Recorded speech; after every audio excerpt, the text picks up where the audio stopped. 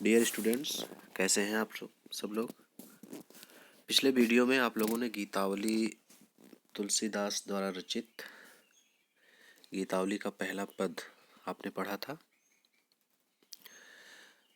आज दूसरा पद आपके समक्ष उद्धृत है, जिसमें मुख्य रूप से तुलसीदास जी ने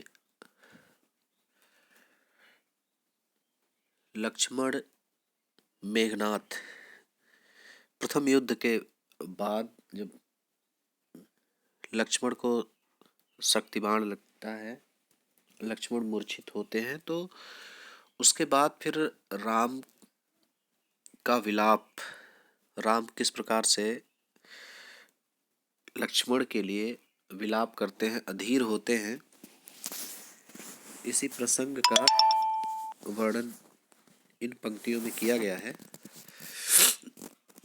देखिए कि मेरो सब पुरुषार्थ थाको, मेरो सब पुरुषार्थ थाको, विपत्ति बटावन बंधु बाहु बिन, करो भरोसो काको। मेरो सब पुरुषार्थ थाको, कि आज मेरा सब पुरुषार्थ, थाको माने थक गया, खत्म हो गया, नष्ट हो गया। आज मेरा सारा पुरुषार्थ खत्म हो गया, आज मेरा सारा पुरुषार्थ खत्म हो गया। मतलब जो कुछ भी मैंने अपने जीवन में किया, जो कुछ भी किया, जिसके लिए किया, सब कुछ आज लक्ष्मण हमारे जब पास नहीं है तो वो सारी चीज़ें आज खत्म हो गई, कुछ भी नहीं बचा मेरे लिए। मेरा भाई नहीं रहा तो मेरे लिए कुछ भी नहीं रहा। तो मेरो सब पुरुषार्थ था को, राम लक्ष्मण को अपनी गोद में लेटा, राम की गोद में लेटे निष्प्राण शरीर से लेटे हुए लक्ष्मण, राम विलाप करते हुए कहते हैं कि मेरो सब पुरुषार्थ था को, आज मेरा सारा पुरुषार्थ खत्म हो गया। विपत्ति बटावन बंधु बाहु बिन, करो भरोसो काको।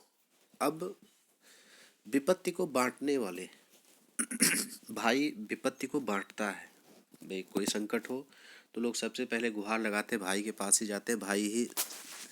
तो विपत्ति बटावन बंधु बाहु बिन, बंधु मने भाई, बाहु मने भुजा, भाई रूपी भुजा के बिना करो भरोसो काको, अब मैं किस पर भरोसा करूं, है ना।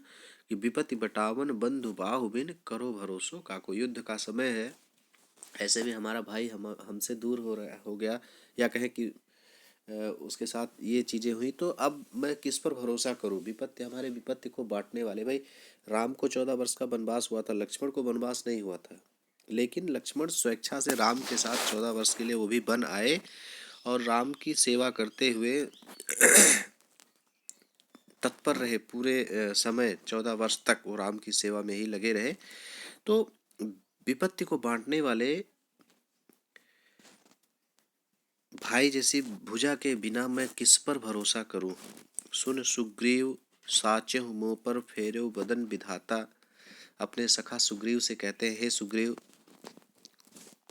हे सखा, हे मित्र, सच ही ऐसा लगता है जैसे मुंह पर फेर्यो बदन विधाता, जैसे विधाता ने मुझसे अपना मुंह फेर लिया हो, रुष्ट हो गए हो, नाराज हो गए हो, ईश्वर ही मुझसे रूठ गया हो, ईश्वर ही मुझसे नाराज हो गया हो। ऐसे समय समर संकट हो, तजो लखन सो भ्राता। ऐसे समय में जब युद्ध का संकट हमारे सर पर गहराया हुआ है, तो हमने तजो लखन सो भ्राता, मैंने लक्ष्मण जैसे भाई को खो दिया। जब युद्ध का संकट हमारे पर गहराया हुआ है, फिर ऐसे समय में मैंने लक्ष्मण जैसे भाई को खो दिया। गिर कानन जइहे शाखा मृग, पुनि हो अनुज संघाती। में चाहे वो गिर माने पर्वत, कानन माने जंगल, जइहे शाखा मृग, शाखा मृग माने बंदर भालू। बंदर भालू तो कहाँ चले जाएंगे, जंगल और पर्वतों पर चले जाएंगे। और मैं मतलब युद्ध विराम हो जाएगा, युद्ध यही विराम हो जाएगा। ये सारे बंदर भालू अपने अपने गंतव्य को चले जाएंगे, जहाँ से आए हैं, पर्वत पर चले जाएंगे, जंगल में चले जाएंगे। और पुनः हो अनुज संघाती, और फिर मैं अपने भाई का, अनुज का, अपने लक्ष्मण का साथी हो जाऊंगा, अर्थात मैं भी नहीं रहूँगा, मैं भी मृत्यु को प्राप्त हो जाऊँगा। लक्ष्मण, यदि लक्ष्मण जीवित नहीं रहा तो फिर राम जीवित रहकर क्या करेगा। मैं भी जो है, रामचंद्र जी कहते हैं कि मैं भी लक्ष्मण के साथ मैं भी मृत्यु को प्राप्त हो जाऊँगा। लेकिन धर्म संकट क्या है कि होए हो कहाँ विभीषण की गति रही सोच भर छाती। लेकिन उस विभीषण की क्या स्थिति होगी जिस विभीषण को मैंने लंका का राजा बनाने का वचन दिया है। और रघुपति रीति सदा चली आई, प्राण जाए पर वचन न जाई। ये रघुकुल की रीति है और उसी रीति को निभाने के लिए राजा दशरथ ने राम को 14 वर्ष के लिए वनवास भेजा। राजा दशरथ की मृत्यु हो गई और आज राम उसी रघुकुल की मर्यादा को निभाने के लिए वो भी परेशान है। कह रहे हैं कि होए हो कहा विभीषण की गत रही सोच भर छाती, कि विभीषण की क्या स्थिति होगी, क्या दशा होगी, वो बेचारा कहाँ जाएगा। यही सोच करके हमारा हृदय बैठा जा रहा है। तुलसी सुन प्रभु बचन, भालु कपि सकल विकल हिय हारे। इस प्रकार से तुलसीदास जी कहते हैं कि सुन प्रभु वचन, श्री रामचंद्र जी के वचनों को सुन करके कपि सकल भालु कपि सकल विकल हिय हारे, सभी बंदर भालू अपना धैर्य खो देते हैं। जब श्री रामचंद्र जी इस प्रकार से बातें करते हैं तो सारे बंदर भालू भी, जब भाई सेना नायक या राजा जब इस प्रकार से अधीर हो जाए तो सेना का टूट जाना स्वाभाविक है, तो वो भी बहुत व्याकुल हो जाते हैं। और ऐसे समय में जो सबसे बुजुर्ग और सबसे अनुभवी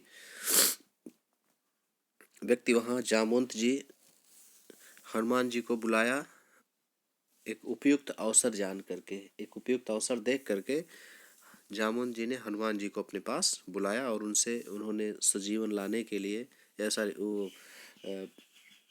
उसके लिए वैदराज को, लंका का जो राजा सुसेन वैद जो था, वैद को लाने के लिए हनुमान जी से उन्होंने चर्चा की।